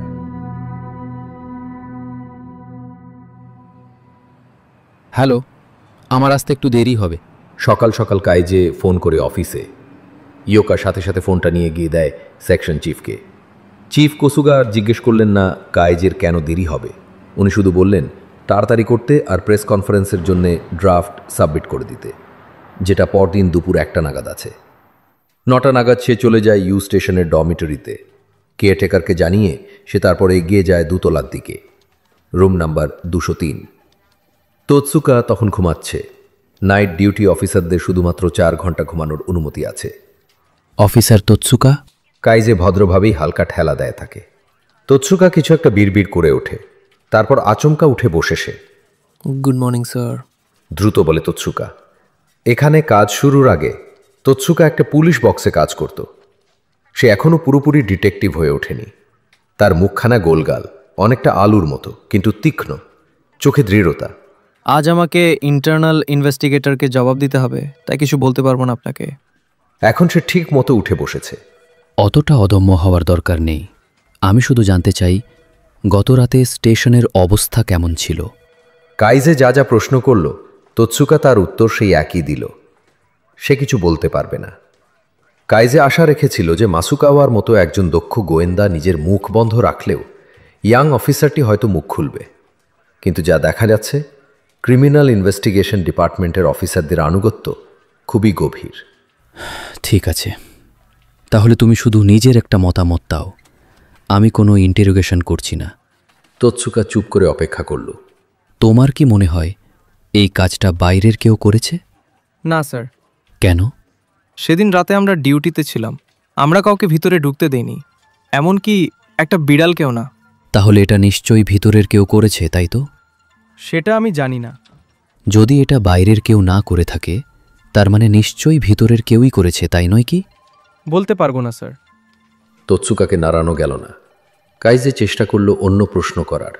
আচ্ছা, একসাথে সব অফিসারের আইডি রাখার ব্যাপারে তোমার কি মত? তোৎসুকা এবার দ্বিধা করে।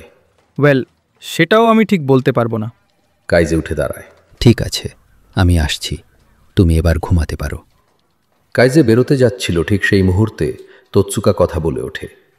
তার মুখ লাল দেখাচ্ছে। স্যার, আমি মনে করি একসাথে সব অফিসারদের আইডি এক জায়গায় রাখলে সেটা মনোবল কমিয়ে দেবে তাদের। কাইজে ওর দিকে খানিকক্ষণ তাকিয়ে থাকে। এই তো, এই প্রথম সৎভাবে একটা উত্তর দিয়েছে সে। কাইজে ঘরের চারদিকে চোখ বোলায়। মিসিং আইডিগুলো হয়তো এখানে কিছুক্ষণ রাখা হয়েছিল। তোৎসুকার থেকে তেমন কিছু জানা গেল না, কিন্তু কাইজে ঠিক করেই নিয়েছিল সন্ধ্যের দিকে মাসুকাওয়ার মুখোমুখি হবে সে। এই সময় ওর ফোন বেজে ওঠে। সেটা ছিল স্বয়ং মাসুকাওয়া। লোকটা কথা বলতে চায়, হঠাৎ মন পরিবর্তন করলো কেন? তখন সে ইউ স্টেশনের সিঁড়ি চড়ছে। 3 তলায় গিয়ে ক্রিমিনাল ইনভেস্টিগেশন সেকশনের ঘরের দরজাটা খুলতে গিয়ে একটু দ্বিধা করে। সে কখনো এই সেকশনে প্রবেশ করেনি, এমনকি যখন সে এখানে কাজ করত তখনও না। সে দরজাটা খুলে ধরে। ভেতরের বাতাস ভারী, গোয়েন্দাদের এক নির্দিষ্ট গন্ধে পরিপূর্ণ। সকলের মুখ ওর দিকে ঘুরে যায়, তীক্ষ্ণ দৃষ্টি তাদের। আসার জন্য ধন্যবাদ। ঘরের ভিতর থেকে মাসুকাওয়ার কণ্ঠ শোনা গেল। সে উঠে দাঁড়িয়ে হেঁটে আসে ওর দিকে। তার চালচলন ঠিক আগের রাতের মতোই লাগছে, কিন্তু মুখে কিছু একটা পরিবর্তন এসেছে। সেই ধকলটা এখন আর নেই। তার চোখে উজ্জ্বলতা ঝিলিক দিচ্ছে। ইন্টারোগেশন রুমের দরজাটা খোলে সে। এখানে কথা বলি, আসুন। যে চেয়ারে সাসপেক্টদের বসানো হয় ওখানে বসল মাসুকাওয়া, একটা পায়ের উপর আরেকটা পা তুলে। আপনি আগে শুরু করুন। ইন্টারনাল ইনভেস্টিগেশনস যথারীতি আমাকে জিজ্ঞাসাবাদ করে নিয়েছে, তাই এখন যা জিজ্ঞেস করবেন আমি উত্তর দিতে পারবো। কাইজে ভাবে লোকটার মতলব কি? যেভাবে মাসুকাওয়া বলল আপনি শুরু করুন, সেটায় অস্বস্তি জাগছে ওর মনে। কিন্তু যেহেতু মাসুকাওয়া কথা দিয়েছে সে সব প্রশ্নের উত্তর দেবে, তাই কাইজে জানে সময় নষ্ট করলে চলবে না। সে বসে পড়ে সোজা চলে যায় আসল কথায়। নাইট শিফট চলাকালীন কেউ বাইরে থেকে ভিতরে ঢোকেনি, তাহলে নিশ্চয়ই কাজটা ভিতরের কেউ করেছে, তাই তো? সম্ভবত, সাথে সাথে উত্তর দেয় মাসুকাওয়া। আপনার কি মনে হয়? শুধুমাত্র আর্মি সার্জেন্ট সম্ভবত এই দেরাজটা শেষবার খুলেছিলেন এবং বন্ধ করেছিলেন। কথায় যুক্তি আছে, কিন্তু তাও। পুলিশ সার্জেন্ট ওয়াদার কাছে এমন কি কারণ থাকতে পারে আইডিগুলো চুরি করার? ওটাই তো, ওখানেই তো আমরা আটকে গেছি। যদি উনি না করে থাকেন তাহলে আর সন্দেহজনক কে রয়েছে? মাসুকাওয়া ঘাড় ঘুরিয়ে চিন্তা করে, তারপর সে মুচকি হাসে। আমার বিশ্বাস আমি দেরাজের চাবিটা সবসময় আমার চোখের সামনেই রাখা ছিল। কাইজে থমকে গিয়ে খানিকক্ষণ তাকিয়ে থাকে তার চোখের দিকে। আপনার কোনো মোটিভ আছে? অবশ্যই আছে। আমি এই ফালতু আইডি রাখার সিস্টেমটা সরাতে চাই। ফালতু সিস্টেম মানে কি বলতে চাইছেন? মাসুকাওয়ার মেজাজে যেন এবার উদ্দীপনা দেখা দেয়। এসব অনেক হয়েছে, এবার আমার কথা শুনুন। ওইভাবে তোৎসুকার ঘরে গিয়ে ওকে জাগানোটা কি নিচু মানের কাজ নয়? তাহলে এই কারণে সে ক্ষেপে রয়েছে। কাইজে বুঝল তার আশঙ্কা খানিক কমে গিয়েছে। আমার মনে হয় না আমি ভুল কিছু করেছি। আমি শুধু চুরি যাওয়া জিনিসগুলো ফেরত পেতে চাই। আপনি মনে করেন তোৎসুকার আমি সেগুলো নিয়েছি, তাই তো? আপনি নিজেই বলেছেন আপনার একটা মোটিভ আছে। ভেবে কথা বলুন। যদি গোয়েন্দা চুরি করা শুরু করে তাহলে আর কি বেঁচে থাকবে? সেদিন মাঝরাতের দিকে আপনি তোৎসুকার সাথে একা ছিলেন ওখানে, তাই তো? দেখুন, বেশি হিরোগিরি দেখানোর চেষ্টা করবেন না। ভান করছেন আমাকে জিজ্ঞাসাবাদ করার, আর এদিকে নিজের অফিসে কাগজপত্র গোছানো ছাড়া আর তো কিছু করেন না আপনি। কি বললেন? আমি সেসব লোকের কথা শুনতে চাই না যে শুধু বসদের জুতো চাটে বেড়ায়। কাইজের রাগ এবার চরমে উঠে যায়। সে ছো মেরে মাসুকাওয়ার কলার চেপে ধরে। কি বললি? আরেকবার বল। কেন মারামারি করতে যাস বুঝি? মাসুকাওয়াও উল্টে কাইজের কলার চেপে ধরে, আরও বেশি জোর দিয়ে। তাদের একে অপরের ধাক্কা ধাক্কিতে চেয়ারগুলো উল্টে যায়। কথাটা ফিরিয়ে নে বলছি। তুই ফিরিয়ে নে। তোর জন্যে তোৎসুকা এখন না ঘুমিয়ে ঠান্ডার মধ্যে বাইরে কাজ করছে। আমি আমার কাজ করছিলাম। ও আচ্ছা, তাই? মাসুকাওয়া এবার ঠেলতে শুরু করে কাইজেকে। ঠেলতে ঠেলতে দেওয়ালে ঠেকিয়ে দেয় ওকে। কাইজে গুঙিয়ে ওঠে। এমন দেখিও না যে তুমি আমাদের ব্যাপারে সব জানো। এই শহরটাকে বাঁচানোর জন্য আমরা নিজেদের জীবন বিপদে ফেলি। তোমরা কাকে বাঁচাও? তোমাদের ডিপার্টমেন্ট হেডকে? নিজেদেরকে? গাধা কোথাকার! আমি আমার পরিবারকে রক্ষা করি। মাসুকাওয়ার বাঁধন একটু আলগা হয়। কাইজে সুযোগটাকে কাজে লাগায় এবং দুজনেই ভারসাম্য হারিয়ে উল্টে পড়ে মেঝেতে। শব্দের ফলে বাকি গোয়েন্দারাও ছুটে এসে ঢোকে সেখানে। ছাড়ো আমাকে, বলে ওঠে কাইজে। কিন্তু তখন তার হাত আর পা দুটোই মাটিতে সাঁটানো। সে এবং মাসুকাওয়া দুজনেই মেঝেতে পড়ে একে অপরের দিকে তাকিয়ে ফোঁস করছে। একসময় মাসুকাওয়া শান্ত হয়ে আসে, ধরে থাকা হাতগুলো ছেড়ে দেয় তাকে। তার রাগ এখন নেমে গিয়েছে। আমি এখন ঠিক আছি। তারপর সে তাকায় কাইজের দিকে। আশা করি আমাদের কাজ এখানেই শেষ। কাইজে জবাব দেয় না। মাসুকাওয়া বেরিয়ে যায় ঘর থেকে, তারপর থমকে যায়। এক মুহূর্ত পর সে ঘুরে দাঁড়ায়। দিন শেষে আমিও আমার পরিবারকেই রক্ষা করি। কাইজে শুধু তাকিয়ে থাকে তার দিকে। এই লোকটা নির্দোষ উপলব্ধি করে সে। মাসুকাওয়ার কণ্ঠে সততা রয়েছে। হেডকোয়ার্টার পুলিশ অ্যাফেয়ার সেকশন, রাত 8টা। শুধুমাত্র একটাই আলো আসছে, যেটা কাইজের ডেস্ক থেকে। ওর নোটবুকটা এখনো খালি। নিজের পেনটা এখনো তুলেনি সে। ওর মন এখনো পড়ে রয়েছে কেসের উপর। মাসুকাওয়া নির্দোষ, কাইজে সেই বিষয়ে নিশ্চিত। সেদিন সারা রাত মাসুকাওয়ার সামনেই চাবিটা ছিল, যার মানে বাকি অফিসাররাও নির্দোষ। অন্তত তাই দেখা যাচ্ছে। অবশ্যই মাসুকাওয়া হয়তো বাথরুম যাওয়ার জন্য নিজের সিট ছেড়েছিল। হয়তোবা কেউ চাবির একটা নকল বানিয়ে রেখেছিল। হয়তো বাইরের কেউ নিখুঁত সময় বুঝে কাজটা করেছিল। কিন্তু এই অবিশ্বাস্য আইডিয়াগুলোকে সরিয়ে দেয় কাইজে। মাসুকাওয়ার উপর দোষ চাপানোর জন্যে সে এতটা উতলা হয়েছিল যে আসল সত্যটা মাথাতে ছিল না তার। সেই ভুলটা আর করবে না সে। এখন তাকে ফ্যাক্টসের উপর নজর দিতে হবে। যদি নাইট ডিউটি অফিসার বা বাইরের কেউ না করে থাকে, তাহলে নিশ্চয়ই পুলিশ অ্যাফেয়ার সেকশনের কেউ করেছে কাজটা। সেদিন সন্ধ্যের দিকে সে দেখা করে ইয়ামাজাকির সাথে। সেকশনের ভিতর ওয়াদার বিরুদ্ধে কারো কি কোনো রাগ রয়েছে? ইয়ামাজাকি হাসেন। লোকেরা অবশ্যই তাকে পছন্দ করে না, কিন্তু রাগ পুষে রাখা সেটা মনে হয় না। কাইজি অফিসার কামিয়ার কথা তুলে আনে, কিন্তু ইয়ামাজাকি নিজের মাথা নাড়েন। তার ডিউটি তো সকালে, আর সেই রাতে সে স্টেশনে ছিল না। তাছাড়া কামিয়া এমন মানুষ নয় যে রাগ পুষে রাখে। সে ওয়াদাকে নিয়ে কখনো কোনো অভিযোগ করেনি। হয়তো উনি এইসব প্রশ্নে হাঁফিয়ে উঠছিলেন, কারণ শেষে উনি বললেন, আমাদের সেকশনের লোকেদের কথা বলে আপনি সময় নষ্ট করছেন, কারণ ওয়াদার কাছেই দেরাজের চাবি থাকে। আর এইভাবে তার মাথায় আবার ফিরে আসে একটা নাম, ওয়াদা তরু। দেরাজের দায়িত্ব ছিল তার উপর, উনি চাবিটা পরিচালনা করতেন। আর যেদিন ঘটনাটা ঘটে সেদিন আইডিগুলো উনিই কালেক্ট করেছিলেন। সবকিছু তার দিকে ইঙ্গিত করছে। কিন্তু ওয়াদা কেন আইডিগুলো চুরি করতে যাবেন? কাইজে নিজের চেয়ারে হেলে যায়। মোটিভটা কি? কিচ্ছু মাথায় আসছে না। ওয়াদা একজন কঠোর অফিসার, যিনি নিয়ম পালন করে এসেছেন। যদি উনি কাজটা করেও থাকে তাহলে এখানে নিশ্চয়ই কোনো ব্যাখ্যা থাকবে। হয়তো তার বুকে কোনো ঝড় চলছিল, যেটা উনি বাইরের কাউকে দেখাননি। নাকি এখানে আরও অন্য কোনো ব্যক্তি রয়েছে, কোনো গুরুতর পরিস্থিতি যার ফলে উনি এই কাজটা করেছেন। কাইজের তা মনে হয় না। সত্যিই কি কোনো গুরুতর কারণ থাকতে পারে যার দরুন ওয়াদা তার 40 বছরের কর্তব্যকে মাটিতে মিশিয়ে দেবেন? পরিস্থিতি? আমি জানি সেই পরিস্থিতি, এর আগেও আমি সেটা শুনেছিলাম। এই শব্দটায় কিছু একটা ছিল যার দরুন কাইজে থমকে যায়। এই অনুভূতিটা চেপে বসে ওর উপর। ওর মনে হচ্ছিল ও কিছু একটা জানে, এমন এক স্মৃতি যেটা ঠিক মনে এসেও আসছে না। সে নিজের চিন্তাটাকে আরও দৃঢ় করার চেষ্টা করে, কিন্তু সেটা উল্কাপাত খোঁজার মতো। আর তারপর সেটা চলে গেল। সেই অনুভূতিটা আর নেই। কি ছিল সেটা? এই সময় দরজাটা খুলে যায় এবং একটা ফ্ল্যাশ লাইটের আলো এদিক ওদিক ঘুরতে শুরু করে। নাইট ডিউটি অফিসার রাউন্ড মারতে এসেছে। সুপারিনটেন্ডেন্ট, আপনি ঠিক আছেন? কেন বলো তো? আপনার মুখ ফ্যাকাশে লাগছে। ইউমিকো বলল, আজ ম্যাডাম ওর প্রশংসা করেছেন। বলল আইকো। কি জন্য? হাতের লেখার জন্যে। কাইজে তাকায় ওর স্ত্রীর দিকে। আইকো তখন একটা কমলা লেবু ছাড়াচ্ছে। ওর বয়স হচ্ছে, ভাবে সে। আইকো? হ্যাঁ, বলো। একটা বাড়ি বানালে কেমন হয়?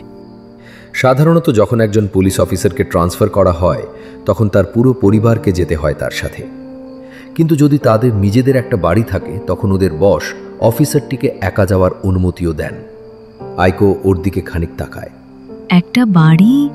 কিন্তু তোমার তো খুব তাড়াতাড়ি ট্রান্সফার হবে না, তাহলে এখন কেন বানাবো? বসন্তকালে আমাকে ট্রান্সফার করতে পারে ওরা। ও সত্যি? হ্যাঁ, তাই তৈরি থাকা উচিত। কাইজে উঠে পড়ে এগিয়ে যায় বাথরুমের দিকে, যেন এই কথোপকথন থেকে পালাতে চায় সে। হাতে আমার সময় কম। একটা ভারী অনুভূতি চেপে বসছে ওর উপর। 2 দিন যথেষ্ট নয়। আজ রাতে আইকোর ঘুমানোর পর ওকে রিপোর্ট লিখতে বসতে হবে। আগামীকাল টিভি নিউজ পেপারে যাবে সেটা জমা দেওয়ার পর তাকে তার পদ থেকে বের করে দেওয়া হবে। ওর মনে বারবার ওয়াদার মুখটা ভেসে উঠছে। হয়তো উনি কালপ্রিট, কিন্তু কাইজের কাছে কোনো প্রমাণ নেই। সে মোটিভটাই বুঝতে পারছে না। তাকে দোষারোপ করার মতো কনফিডেন্স ওর মধ্যে নেই। সব শেষ। আর কিছু বাথরুম থেকে বেরোনোর মুহূর্তে ওর কানে আসে হালকা কাশির শব্দ। কৈচির শরীর খারাপ। সে বাচ্চাদের ঘরে গিয়ে চাদরটা ঠিক করে দেয় এবং বেরোনোর জন্যে পা বাড়াচ্ছিল। কাইজে ওখানেই জমে যায়। সেই অনুভূতিটা আবার ফিরে এসেছে। গত রাতে সে খুব গুরুত্বপূর্ণ কিছু একটা শুনেছিল। সেটা কি? কাইজে ফিরে এসেছে লিভিং রুমে। আইকো, ওটা কি ছিল? কোনটা? আগের রাতে তুমি কিছু একটা বলছিলে। মিস্টার ফুয়াতারি কিছু আপেল পাঠিয়েছিলেন। না, ওটা না। ও, স্কুলের কথাটা বলছো। একটা বাচ্চা ছেলে রং ছড়িয়ে দিয়েছিল মেঝেতে। হ্যাঁ, এটাই ছিল। রঙের দাগ মোছার জন্যে বাচ্চাটা সেখানে জলের বালতি উল্টে দেয়। এইটাই তো সেই কৌশল। শুধু একজনের আইডি হারানো লোকাতে গেলে 30 জনের আইডি নিখোঁজ করে দাও। আচ্ছা, যদি ওয়াদা নিজের আইডি হারিয়ে ফেলে থাকেন? অবসর নেওয়ার সময় আসছে তার, এবং উনি সেই নিয়ে হয়তো একটু স্ট্রেসড আছেন। হয়তো উনি অন্যমনস্ক ছিলেন। যদি উনি নিজের আইডি হারিয়ে থাকে তাহলে একজন পুলিশ অফিসার হিসেবে উদ্বেগ জাগবে তার মনে। উনি সেটা স্বীকার করবেন না। 40 বছর নিয়ম অনুসরণ করে কাজ করার পর তো আরোই না। যদি সেটা কেউ জানতে পারে তাহলে ওনার রেপুটেশন খারাপ হয়ে যাবে। এটাই হলো কারণ, এটাই হলো মোটিভ। কাইজে তাকায় ঘড়ির দিকে, 10:15। ও অবশেষে বুঝতে পেরেছে ওয়াদা কেন করেছেন কাজটা, কিন্তু এখন ওর কাছে কোনো প্রমাণ নেই। এবার সে কি করবে? যদি ওয়াদা কালপ্রিট হয়ে থাকেন তাহলে আইডিগুলো নিশ্চয়ই এখনও সুরক্ষিত আছে, উনি সেগুলো ফেলে দেবেন না। নিজের অবসর নেওয়ার পর উনি সেসব ফিরিয়ে দেবেন। ওনার নিশ্চয়ই এটাই পরিকল্পনা। ওগুলো নিশ্চয়ই কোথাও লুকানো আছে, ওনার বাড়িতে, ওনার বাগানে, কোনো পার্কে, নাকি কোনো লকারে। কাইজের কি বিষয়টা ইন্টারনাল ইনভেস্টিগেশনসকে রিপোর্ট করা উচিত, নাকি ক্রিমিনাল ইনভেস্টিগেশন ডিপার্টমেন্টকে হ্যান্ডেল করতে দেওয়া দরকার? না, এতে কাজ হবে না। সে যদি ওর সুপেরিয়রকে জানায়, তারা শুধু হাসবে তার উপর। আর যদি ওরা কোনো পদক্ষেপও নেয় এবং শেষে গিয়ে জানা যায় ওয়াদা নির্দোষ, তখন একজন সম্মানীয় অফিসারকে চুরির দায়ে দোষ দেওয়া খুবই তুচ্ছ কাজ। আমার নিজেকেই ওনার মুখ থেকে কিছু বের করাতে হবে। কাইজে সিদ্ধান্ত নিয়ে ফেলে, কিন্তু ওয়াদা পরিচিত আছেন আর্মি সার্জেন্ট হিসাবে। কাইজে যদি সরাসরি তার সম্মুখীন হয় তখন উনি সব অস্বীকার করবেন। যদি ওয়াদা দোষী হয়ে থাকেন তাহলে এর পিছনে নিশ্চয়ই কোনো মারাত্মক কারণ রয়েছে। তাই উনি এমনিভাবে সব স্বীকার করবেন না। না, ওয়াদা কিছু স্বীকার করল কি না তাতে তো যায় আসে না। আসল সমস্যা হলো চুরি যাওয়া আইডিগুলো। যদি তার মধ্যে 29টা ফেরত পাওয়া যায় তাহলেই যথেষ্ট। সুতরাং এখন কি করা যায়? কাইজে ডুবে যায় গভীর চিন্তায়। অন্যদিকে আইকো কথা বলছে, যেদিকে ওর কোনো মন নেই। 11টা নাগাদ সে উঠে দাঁড়ায়। আমি একটু বাইরে যাচ্ছি।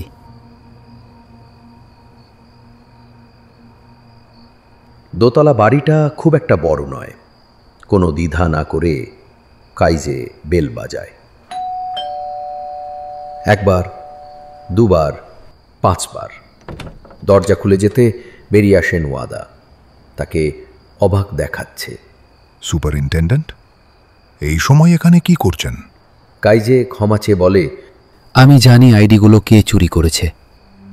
ওয়াদার চোখ জোড়া বড় হয়, ওনার ঠোঁট কেঁপে ওঠে, কিন্তু কিছু বললেন না তিনি।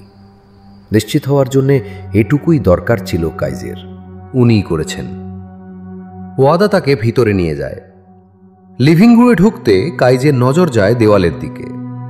একটা ছবিতে ওনার 3 ছেলেকে দেখা যাচ্ছে। একজন ফ্যাশন বিভাগে কাজ করে, একজন হেয়ার স্টাইলিস্ট, আর তৃতীয়জন ভিডিও গেম বানায়। ইয়ামাজাকি এই বিষয়ে ওকে বলেছিলেন একবার। বোঝাই যাচ্ছে ওয়াদা ওরফে আর্মি সার্জেন্ট, উনি বাড়িতেও নিজের শাসন চালিয়েছেন। সেই কারণেই 3 ছেলে তার প্রভাবের বাইরে যাওয়ার জন্যে আলাদা পেশা বেছে নিয়েছে। আপনাকে অপেক্ষা করানোর জন্য ক্ষমা চাইছি। পোশাক পাল্টে ফিরে এসেছেন ওয়াদা। ওরা মুখোমুখি চেয়ারে বসে পড়ে। বলুন ইন্সপেক্টর, কে আসল কালপ্রিট? কাইজে ধীরে ধীরে মুখ খোলে। আমার কাছে সঠিক নামটা নেই। মানে?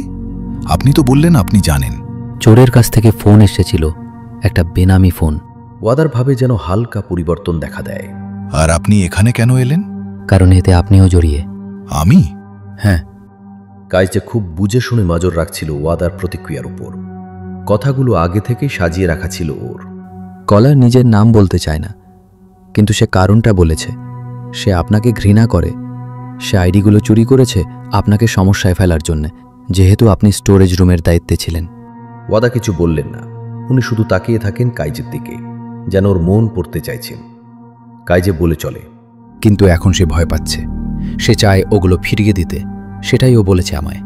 তবে কাইজের কণ্ঠ দৃঢ় হয়ে ওঠে। সে আপনার আইডিটা ছিঁড়ে ফেলেছে, তাই সে মোট 29টি আইডি ফিরিয়ে দেবে আমাদের। ওয়াদা আবারও কোনো কথা বললেন না। আমি লোকটাকে জানিয়েছি কাল দুপুরের মধ্যে আইডিগুলো ফিরিয়ে দিতে। তাকে বলেছি সেগুলো এমন জায়গায় রাখতে যেখান থেকে পুলিশ অফিসাররা সহজে ওটা খুঁজে পায়। ওয়াদা এবার মৃদু মাথা নাড়েন, কিংবা হয়তো সেটা কাইজের মনের কল্পনা। ব্যাস এতটাই। শুধু এগুলো কাউকে জানাবেন না। আমি আমার সুপিরিয়রদের কাছে রিপোর্ট করব না এই নিয়ে। করবে না? জিজ্ঞেস করেন ওয়াদা। না, কথাটা জানাজানি হয়ে গেলে যদি কালপ্রিট ভয় পেয়ে যায় তাহলে হয়তো আইডিগুলো ফেরতই পাবো না। আমার শুধু আইডিগুলো ফেরত পাওয়া নিয়ে কথা, আর কিছু চাই না। তাদের দুজনের চোখ একে অপরের সাথে নিবদ্ধ হয়। কাইজের মতে তার কাজ হয়ে গিয়েছে, সেই ব্যাপারে সে নিশ্চিত। ওয়াদা তাকে যখন দরজা অবধি ছাড়তে আসেন, উনি একটা দীর্ঘশ্বাস ছেড়ে বললেন, তোমার বাবা একজন মহান মানুষ ছিলেন, কিন্তু তুমিও একজন মহান অফিসার হয়ে উঠেছ, ঠিক তোমার বাবার মতো। কাইজে ঠিক বুঝল না ওয়াদা কি বোঝাতে চাইলেন তাকে। সে বুড়ো লোকটার চোখের দিকে শেষবার তাকায়।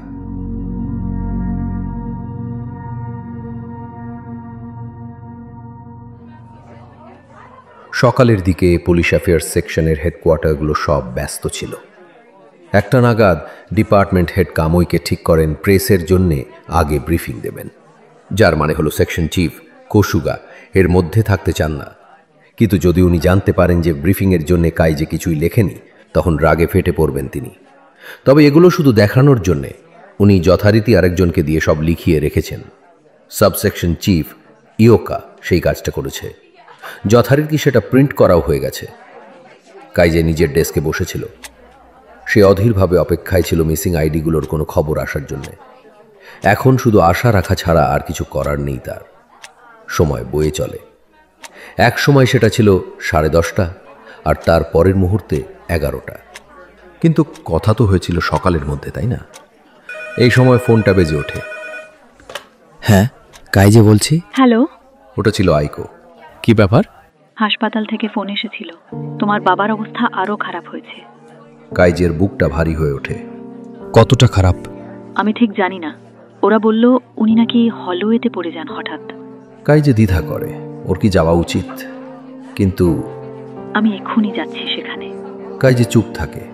চিন্তা নেই, আমি একটা ট্যাক্সি নিয়ে নেব। সরি। কাইজে ফোনটা রেখে দিয়ে অনুভূতিগুলোকে ঠিক রাখার চেষ্টা করে। আর কোনো ফোন এলো না। ঘড়ির কাঁটা এগিয়ে চলল। ওয়াদা কি ঠিক করেছেন আইডিগুলো ফেরত দেবেন না, নাকি কাইজে ভুল ছিল? না, কাজটা ওয়াদাই করেছেন, সেই ব্যাপারে কোনো সন্দেহ নেই। তারপর দুপুরের ঘন্টা পড়ার শব্দ হয়। সকাল কেটে গিয়েছে। শিট, কেউ একজন টিভি চালিয়েছে। দুপুরের খবর চলছে সেখানে। পরবর্তী ব্রডকাস্ট হবে দুপুর 3টে নাগাদ, যেখানের মুখ্য খবর হতে চলেছে যে প্রিফেকচার পুলিশ স্টেশনে আইডি চুরি রহস্য। না, 1 মিনিট। আরও একটা নতুন ভয় জাগে কাইজের মনে। কি হবে যদি ওয়াদা যথারীতি সেগুলো ফিরিয়ে দিয়ে থাকেন, কিন্তু কেউ হয়তো সেগুলো খুঁজে পায়নি? হয়তো উনি সেটা স্টেশন গ্রাউন্ডের কোথাও ছেড়ে গেছেন, যেটা সহজে হয়তো খুঁজে পাওয়া যাবে না। কাইজে দ্রুত একটা সিদ্ধান্ত নিয়ে ফেলে। ইয়োকা, এদিকে শোনো। ইয়োকা এগিয়ে যায়। তাকে নার্ভাস লাগছে। কাইজে ফিসফিস করে বলে, আইডিগুলো ইউ স্টেশনে আছে, বাইরের দিকে কোথাও। কে? আমি চাই তুমি সেগুলোর খোঁজ করো। বেড়ার ধারে, পার্কিং লট, গ্যারাজ, সব জায়গা খুঁজে দেখো। ইয়োকা একবার কোসুগার দিকে চায়। উনিও ওদের দিকেই তাকিয়ে। কাইজে ইয়োকাকে একটু কাছে টানে। দেখো, আমি যাই করি না কেন, আমাকে বসন্তের দিকে সেই ট্রান্সফার করে দেওয়া হবে। ধরে নাও এটা আমার শেষ অনুরোধ তোমার কাছে। কিন্তু সুপারিনটেন্ডেন্ট। ইয়োকা দ্বিধা করে। সে ঠিক খারাপ মানুষ নয়, শুধু একটু ভয় পেয়ে রয়েছে। আমার জন্য করতে পারবে কাজটা? ইয়োকা একটু চুপ থেকে উত্তর দেয়, ওকে, আমি যাব। 12:15, 12:30, 12:45। ইয়োকার থেকে কোনো খবর এলো না।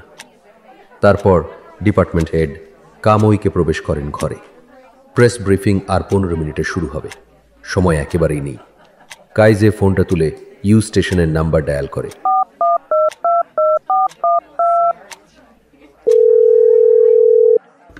একটা কণ্ঠ জবাব দেয়, ইয়ামাজাকি।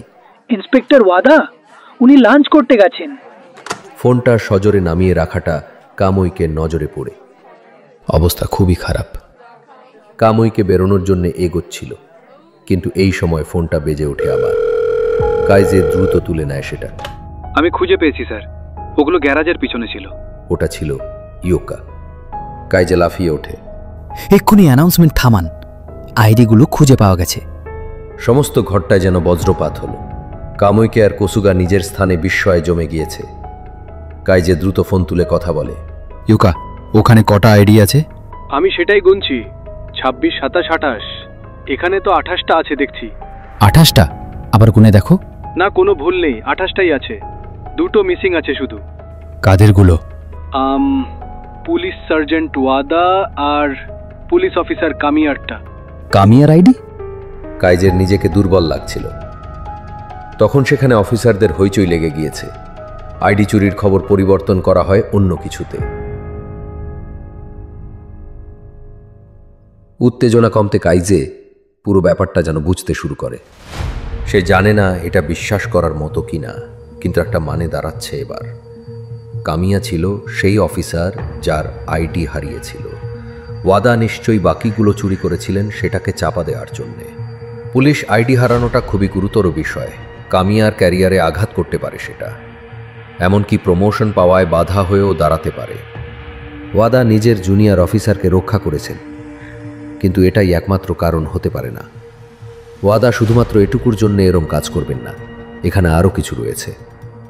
কাইজের মনে পড়ে যায় ওয়াদার বলা কথাগুলো।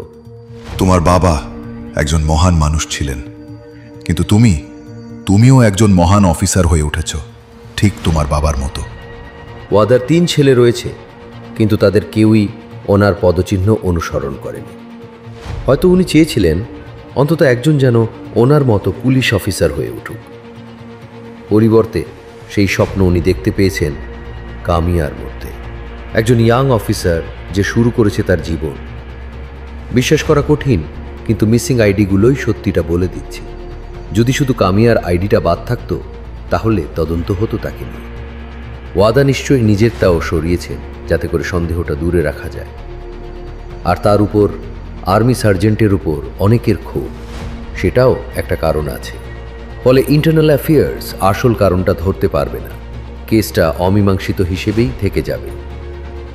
এইভাবে ওয়াদা অবসর নেবেন, আর সেই সাথে রহস্যটাও কেউ জানতে পারবে না। কাইজে উঠে দাঁড়ায়। আমি হাসপাতাল যাচ্ছি। যাবার আগে কসুগাকে বলল সে।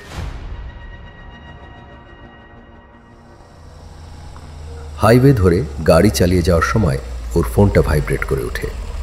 একটা গ্যাস স্টেশনের সামনে গাড়ি দাঁড় করিয়ে ফোনের উত্তর দেয় সে। হ্যাঁ বলছি, উনি এখন সুস্থ আছেন, হালকা রক্তাল্পতা হয়েছিল। কাইজের চেপে রাখা শ্বাসটা বেরিয়ে আসে। সত্যি? উনি এখন বিশ্রাম নিচ্ছেন। আমি যখন গিয়েছিলাম তখন উনি জেগেই ছিলেন। আমায় দেখতে পেয়ে উনি বললেন হ্যাঁ। তার মানে উনি খুশি হয়েছেন? তুমি জানো সেটা? তুমিও জানো নাকি? হ্যাঁ, অনেকদিন থেকে। সত্যি? আমি এবার থেকে মাঝে মধ্যেই আসব। নার্স আর আমি বেশ ভালো বন্ধু হয়ে উঠেছি জানো। কাইজে কল্পনা করে ইয়াগিয়া কানের উজ্জ্বল হাসি হাসি মুখটা। নিজের ফোনটা আবার পকেটে পুরে নেয় সে। তারপর গাড়ি হাইওয়েতে তুলে এক্সেলারেটরে চাপ দেয়। হ্যাঁ, বিড়বিড় করে কাইজে। ওর সামনে দেখা যাচ্ছে সমুদ্রটা, স্থির এবং শান্ত, অনেকটাই শীতের মতো।